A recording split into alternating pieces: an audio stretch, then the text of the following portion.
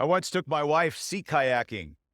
We were in Costa Rica, and I had just purchased a brand spanking new state of the art two-person sea kayak.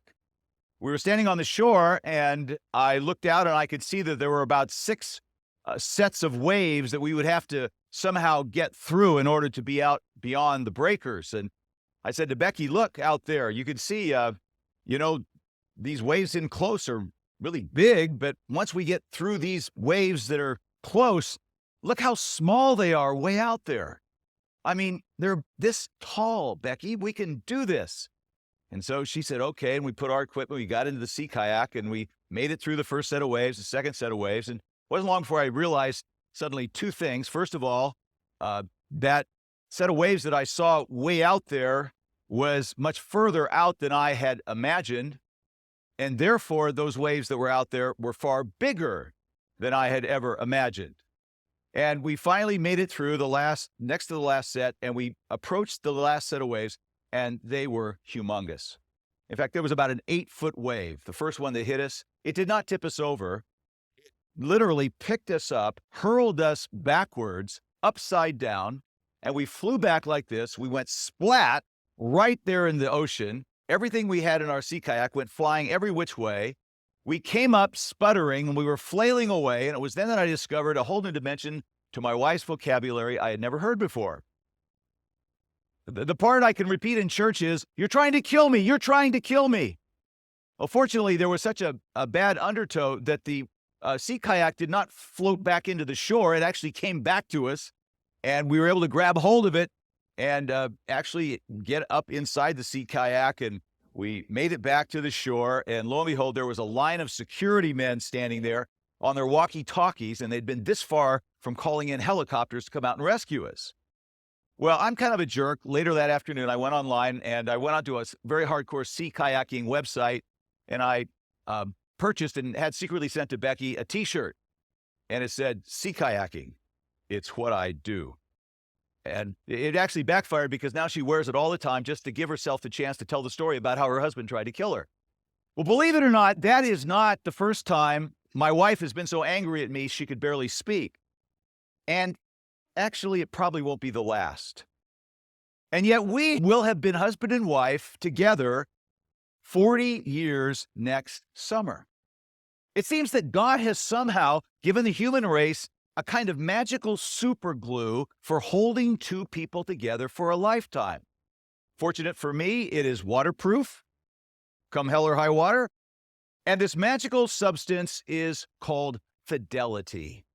Webster defines fidelity as a continuing faithfulness to a trust, duty, or obligation.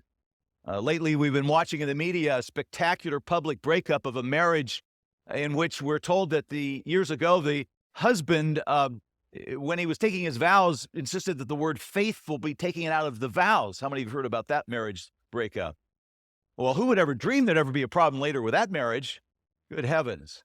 I mean, to have marriage without fidelity or faithfulness, it's like trying to build the Empire State Building without cement.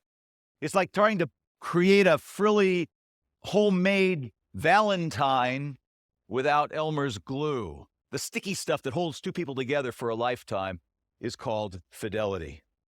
It's extremely costly, but well within your means, and there's plenty of it to go around if you know where to look, and believe me, you've come to the right place this morning. I've had some people panic when they saw the sermon title this morning. They thought that that means that we're going to have a 46-point sermon, and you're going to be here for 2.5 hours. The 46 steps, you know where that comes from? It came from a couple one Sunday morning who were engaged after worship. The young man popped the question right after worship on Sunday morning, and he and his new fiancée after worship walked the entire length of this center aisle, and they came to me afterwards and said, Vic, did you realize there are 46 steps from the back all the way to the front steps of the church's center aisle? This morning, I'd like for us, if every marriage in this room, symbolically to walk that center aisle 46 steps under the blessing of God. And so with that idea in mind, we're going to look at 1 Corinthians chapter 7, and we're going to look at Paul, how he describes marriage in terms of 4 fidelities. This super glue comes down to fidelity in 4 areas of life that he describes for us. Now, I have to ask you to brace yourself for what's going to look like a pretty cold-hearted view of marriage. And it comes out in the very first sentence. Paul writes, "Now for the matters you wrote about, it is good for a man not to marry." Happy Valentine's Day, Paul. It is good for a man not to marry. "But since there is so much immorality, each man should have his own wife, and each woman her own husband. The husband should fulfill his marital duty to his wife, and likewise the wife to her husband. The wife's body does not belong to her alone, but also to her husband. In the same way, the husband's body does not belong to him alone, but also to his wife. Do not deprive each other except by mutual consent and for a time, so that you may devote yourselves to prayer. Then come together again, so that Satan will not tempt you because of your lack of self-control. I say this as a concession, not as a command. I wish that all men were as I am, but each man has his own gift from God. One has this gift and the other has that. Now to the unmarried and the widows I say, it is good for them to stay unmarried, as I am. But if they cannot control themselves, they should marry, for it is better to marry than to burn with passion." Let's pause there. Well, say hello to Mr. Funslayer on Valentine's Day. I really wish you wouldn't get married. Okay, it's probably not a sin if you get married. And if you are married, by all means, try to make it work. Believe it or not, in his historical context, Paul is a wild-eyed romantic. He is the virtual cruise director of the Love Boat in what he writes here. Here's why. In Roman culture, marriage was very little more than just a business arrangement. It was very common for a husband and wife in Roman culture to have their children and then no longer have marital relations with each other. The man would go off and find fulfillment elsewhere. The wife would become basically staff, servant, for the purpose of running and managing the household. Paul says that's no way to run a marriage. For as long as you live husband and wife, you are exclusively for each other, and you were meant for intimacy and enjoyment by one another.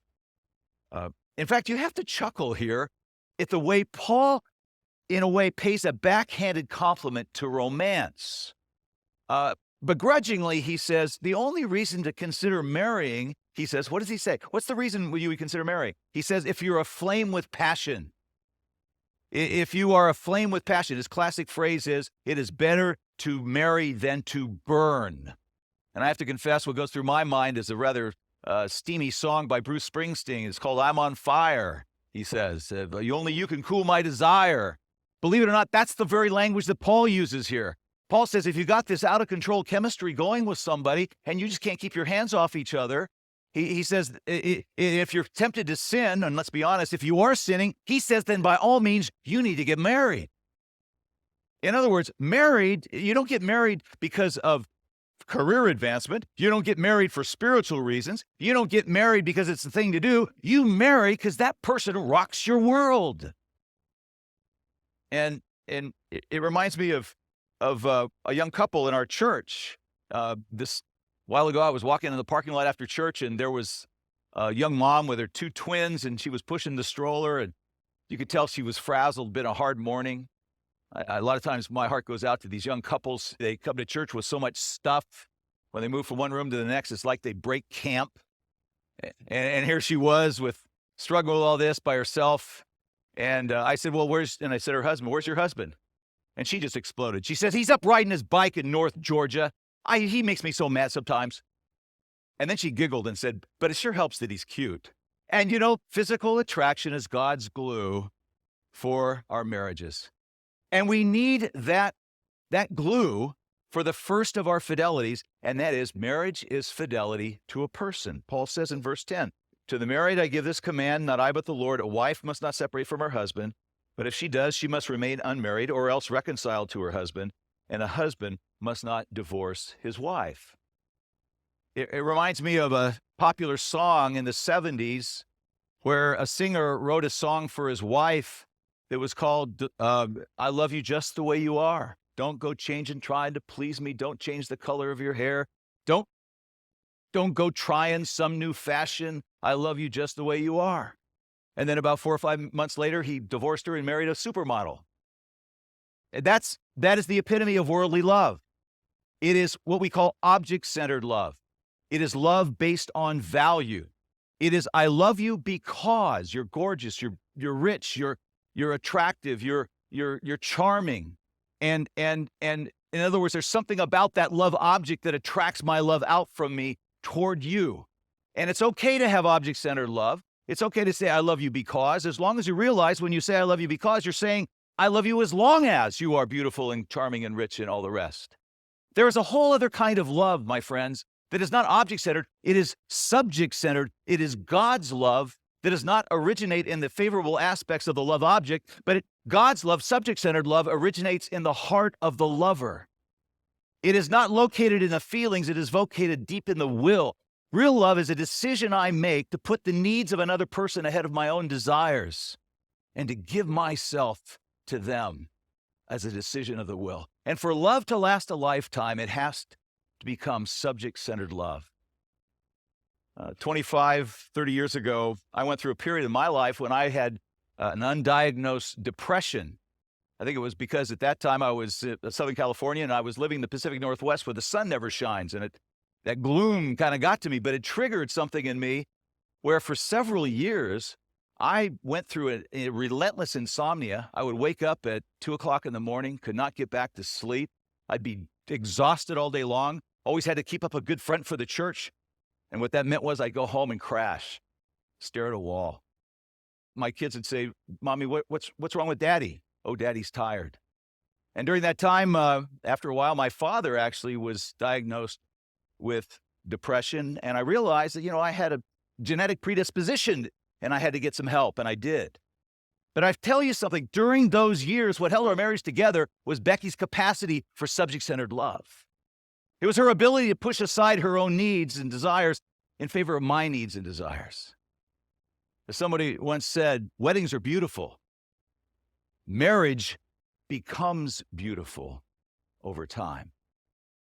Marriage is fidelity to a person. Second, marriage is fidelity to a vow. We read here in verse 10, a wife must not separate from her husband. Verse 11, a husband must not divorce his wife. Why not? Because you promised. You took a vow. In more than 3 decades of ministry, I have not lived in a period like I am right now when couples so look forward to taking their marriage vows. For some reason, vows are very big for young couples getting married today. Sometimes I'll tease a young couple. I'll say, well, wait a minute. Why do you want a big church wedding? Why don't you save a bundle and fly to Vegas? I mean, you'll be just as married if you elope. And of course, I'm teasing. But then what they'll do is they'll try to elucidate something about how much it means to them that they're looking forward to taking a personal oath in the presence of God before their friends and family. And something about that is very important. And today's couples don't want to write their own vows. That was a big rage a few years ago. Today's couples want to recite the timeless cadences in the King's English that their parents and their grandparents and their great-grandparents said. In the name of God, I take you to be my wedded wife, my wedded husband, to have and to hold from this day forward, for better, for worse, for richer, for poorer, in sickness and in health, to love and to cherish as long as we both shall live. Words that spoken publicly obligate you to another person for a lifetime. This is very important to today's couples, as well it should be. Taking those vows may be the most godlike thing you ever do because you're making a covenant. Just as God said to Israel, I will be your God and you'll be my people, you're saying to this other person, I said to Becky, I will be your husband, you'll be my wife. And like God's covenant with Israel, it goes through all changes of time and circumstances. Better or worse, rich or poor, sickness and health. I am yours by covenant, you are mine by covenant. Nobody's going anywhere in this relationship. We are there through thick and thin. In the Bible, covenants are sealed by sacrifice. You remember there was a sprinkling of the blood on the altar in the Old Testament. In the New Testament, the great covenant, God sent his son to die on the cross. In the marriage covenant, we must seal it with the sacrifice of dying to self. Now, dying to self is just a kind of melodramatic way of saying, take out the trash. Or listen to her music on the radio when you're driving in the car together. Or listen and hang on his every word, even though at the end of the day, you're so tired you can't keep your eyes open. For guys, it means opening up and sharing your feelings when you'd far rather be zoning out in front of the TV watching Sports Center. I think somebody once gave the best advice to a man on how to have a happy marriage that I've ever heard. He said, men, it means when you're wrong, being willing to admit you're wrong. And it means when you're right, being willing to admit you're wrong. Those little ways, big and small, of dying to self are the very heart of the marriage covenant. And so fidelity number 2 is fidelity to a vow. And it's so important. There's a great line in the play, A Man for All Seasons, where Sir Thomas More is tempted to break an oath he has taken before the church and before God and to allow the divorce of the king from his wife. And he says to his daughter, Sir Thomas More says, when a man takes an oath, Meg, it's as if he pours himself into his own hands. And if he spreads his fingers, he needn't hope to find himself again. Marriage is fidelity to a holy and sacred vow before God. And then that leads to the third fidelity. And that third fidelity is faithfulness to an ongoing process of intimacy. Paul says in verse 5, do not deprive each other of physical intimacy. And of course, that begins with communication between husband and wife. One of the things I'm always telling to young men about to get married, I always tell young men, remember, a woman's emotional lifeline is sharing in the thoughts and feelings of her husband. The emotional lifeline for a wife is that she shares in the feelings and thoughts that are going on inside of her husband. But you know what? You know, wives, you look over and you're sharing your heart, and there he is on screensaver, like this. Someone has said that men and women, God gave men and women very different emotional antenna. You women have a satellite dish. We men have a coat hanger with aluminum foil. We only get the big stations, pizza and football and stuff like that. And then out of this communication comes physical intimacy. Paul says in verse 3, the husband should fulfill his marital duty to his wife, and likewise the wife to her husband. Now, how exclusive is our bond with our spouse? You remember what Jesus said? He said, you've heard it said of old that a man should not commit adultery, but I say to you that anyone who looks lustfully at another woman has committed adultery in his heart. My friends, even our fantasies are to be about our spouse. Your imagination belongs to your mate. As Paul says, a woman's body does not belong just to herself, but to her husband. And likewise, the husband's body belongs to his wife.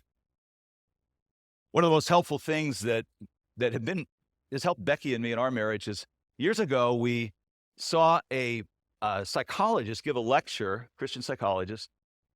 And what he did is he just took a piece of chalk and he drew a horizontal line on a chalkboard. He said, you know what that is? He said, that's the straight life. That's the straight life. That's mowing the lawns, paying the bills, being true to your spouse. And he said, that's what millions of people desert in droves. And he said, men and women tend to veer off the straight life in different directions. Men tend to veer off in terms of, in search of pleasure and excitement and adventure.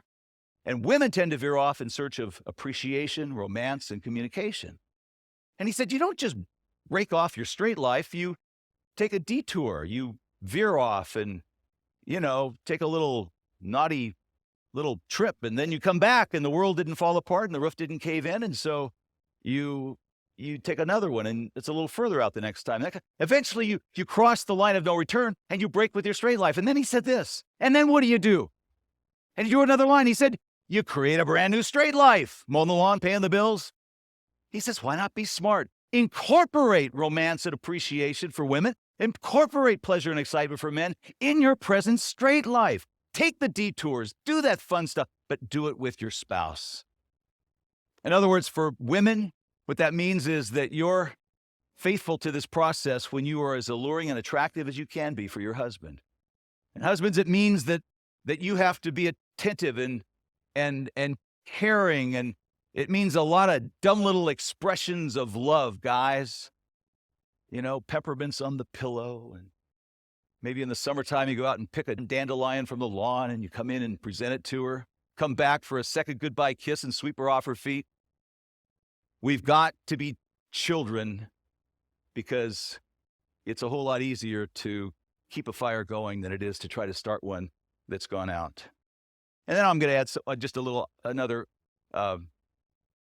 editorial here. I worry about our young couples. We have hundreds of young couples who are having their children, and so many of them are so career-oriented, and I see so many young couples who seem to be pouring their all into their careers and pouring their all into their children, and sometimes just have little crumbs left over for each other. That is so dangerous. And I just wanted to say to you, God calls you to each other. And those little kids, they're going to do fine at grandma's house. They'll do fine with a sitter. But God calls you to one another to keep that marriage strong. And then there's the fourth fidelity. Marriage is fidelity to a calling. The reason Paul's ambivalent about marriage is that he's afraid marriage is going to siphon off all our passion away from God and serving God in the world. And you know what? He's right. Marriage is not a love nest that you just sort of fall into and disappear and are never heard and seen again. Marriage is meant to be a partnership between two people for giving glory to God and serving God in the world. And if I could be so bold, I'll use my own marriage as an example. Becky and I both have a very strong sense of our marriage, but we also have a great sense of calling to the world. My calling to pastor this church, Becky's calling as a professor of medical ethics at Emory University. And we I am her biggest cheerleader and chair her fan club, and I have for the last 40 years in her career. And she does the same in mine. And I have to tell you, perhaps my favorite compliment I've ever paid us is somebody who knows us well, in referring to our marriage, called us Team Pence. And I thought, yeah, that's who we are, Team Pence. We're called to a calling beyond the marriage as well. If you want to do something to make this world a better place, work on your marriage. There is a generation out there that is questioning marriage, delaying marriage, a generation out there that is seeing marriage ridiculed, redefined, a generation, many of whom have never seen a good marriage. If you want to make this a better world, show this world a great marriage. And then let me say one more thing. This morning, why not renew your marriage? We've got plenty of time after the service, and perhaps maybe some of you, maybe this morning or maybe next week or sometime, you might want to get your spouse on your arm, and as a way of renewing your marriage, just simply walk 46 steps down this center aisle as a way of saying, God, I want to be under your blessing. I want to put a new layer of this magical super glue. Fidelity to a person, fidelity to a vow, to our intimacy, and to our calling.